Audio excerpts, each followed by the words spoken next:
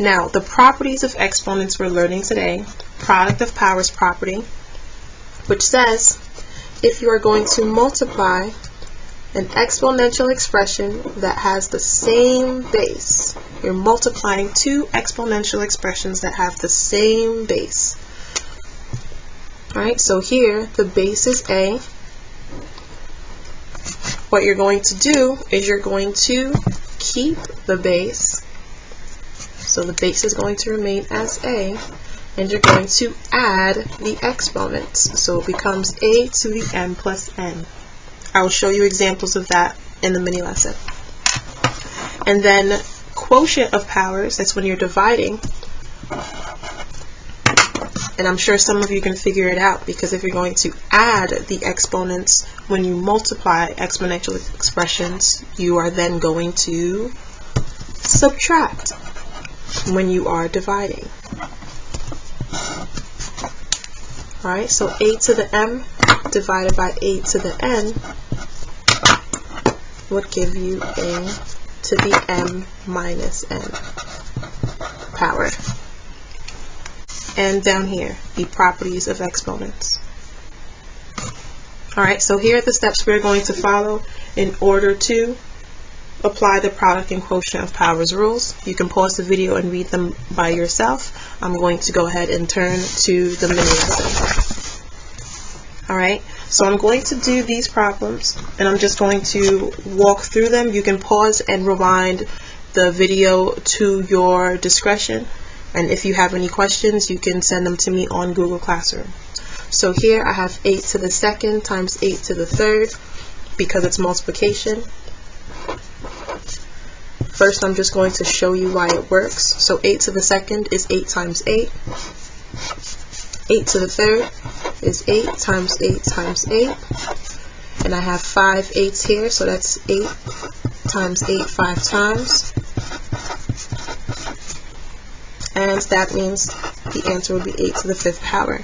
But I don't have to do this anymore because I have the product of powers rule, which says that all I have to do is keep the base, which is 8, and add the exponents. And here my exponents are 2 and 3. And 8 to the 2 plus 3 power is 8 to the 5th. Alright, so I will not be doing this anymore. That is just to show you why this rule works. Now down here, another product of powers rule. I have 5 to the 4th times 5 to the 5th, and I'm going to simply just use that rule. Keep the base and add the exponents. Keep the base of 5, add my exponents of 4 and 3. And 5 to the 4 plus 3 power is 5 to the 7th power. Alright, and now I'm going to try some quotient of powers rules, right? Quotient means we're dividing. So first I'm going to write it out, and then I'm going to just use the rule. So 2 to the 6th power is 2 multiplied by itself 6 times. And 2 to the 2nd power is 2 multiplied by itself twice. And when you're dividing, you divide a number by itself, it just becomes 1. So 2 divided by 2 is 1. 2 divided by 2 is 1. There's no more dividing I can do on the top and bottom. So on the top I have 1 times 1 and then 4 2's. Right? So that is 2 to the 4th power. And then on the bottom I have 1 times 1, which is just 1. So that would be 2 to the 4th power over 1, which is just 2 to the 4th power.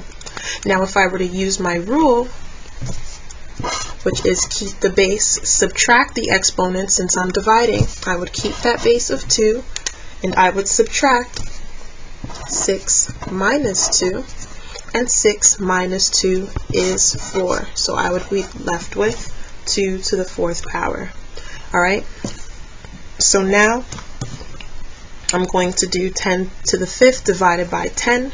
Whenever you have a number that does not show an exponent, the exponent of that number is 1. So that says 10 to the 1st power. So using my rule, keep the base, subtract the exponents, 10 to the 5th power divided by 10 to the 1st power is 10 to the, you got it, 4th power. Awesome. Alright, so now what I want you to do is take a look at these 4 on the bottom. Try them on your own. Here's what you should have gotten. Alright, now on the bottom, we have exponential expressions that do not have the same base. When they do not have the same base, you cannot use this rule.